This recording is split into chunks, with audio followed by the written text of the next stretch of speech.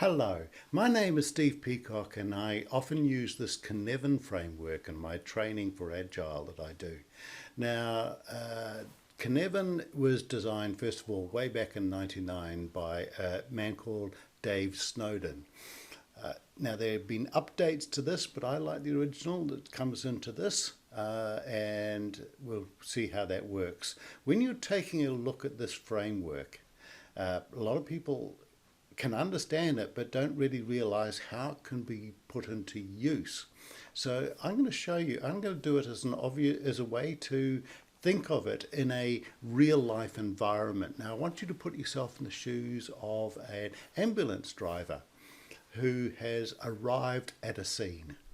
So you've been told to go to a particular house and they respond to, all you know at the moment is an incident. So you walk into the house and there's somebody yelling out to you, "My help, my leg's broken," and you walk in and you see a person lying on the ground with an obvious broken leg. Now this is obvious. This is down in the bottom right area here, and there's obvious section, and we actually work our way, what we'll be doing is we'll work our way around each of the different sections, but in fact actually in real life it goes the opposite way. But right now we're in obvious. We know there's a person there with a leg broken. We know unknowns. We sense, yes, that leg is broken. We categorize that as a broken leg problem and we respond accordingly.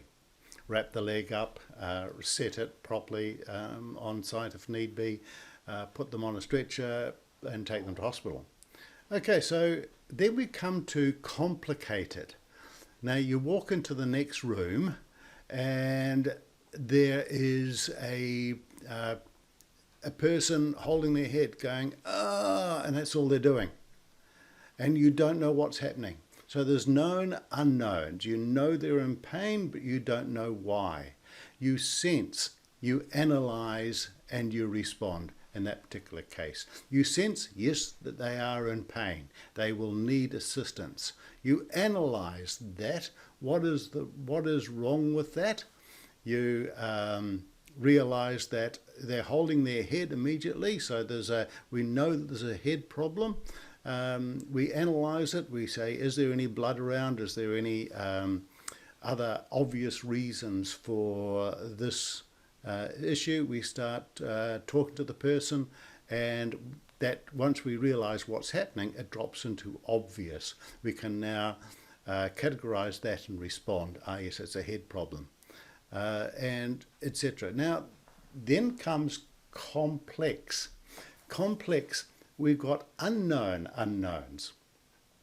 So you walk into the next room and there is somebody lying on the ground, unresponsive.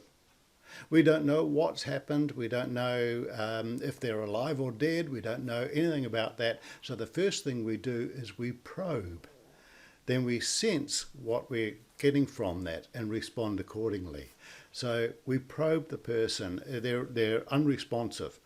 We check for signs of broken bones or obvious wounds. We realize after a while, we sense that, yes, they're at the bottom of the stairs, they fell down the stairs. Is there a neck problem? All the other bits and pieces. It's now complicated. We now know what it is, but there's unknowns relating to it.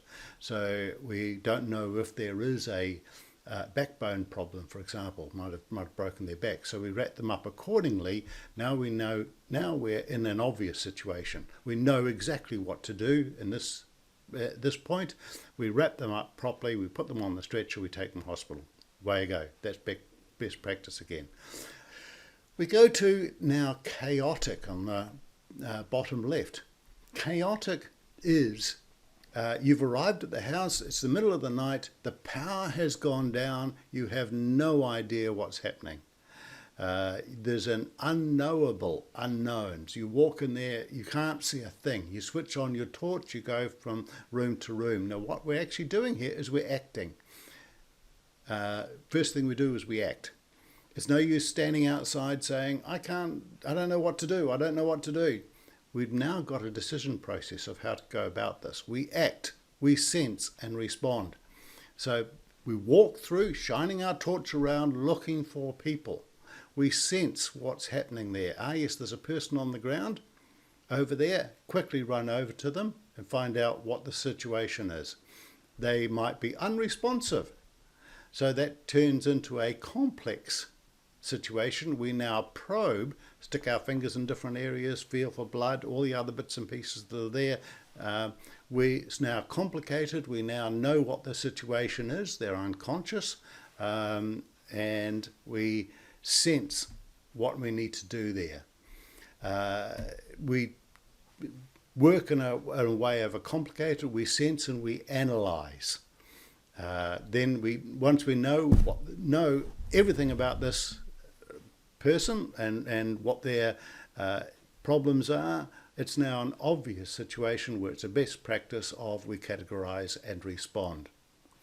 So you can go from chaotic, not knowing what to do, all the way around back to obvious, where it's a good practice or best practice. The problem here is that you might see this little line at the bottom showing that this is a cliff between obvious and chaotic. We keep treating things every day as if they're an obvious problem, when sometimes they can go into chaotic without us realizing it.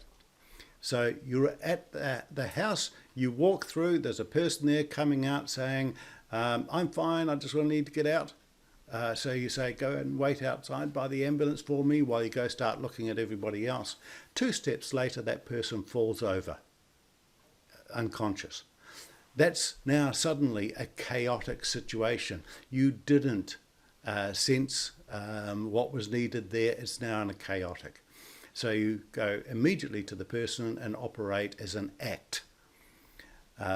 Goes into complex, complicated and obvious, and you respond accordingly. So that's how to use this Cynefin framework. I hope it made sense to you.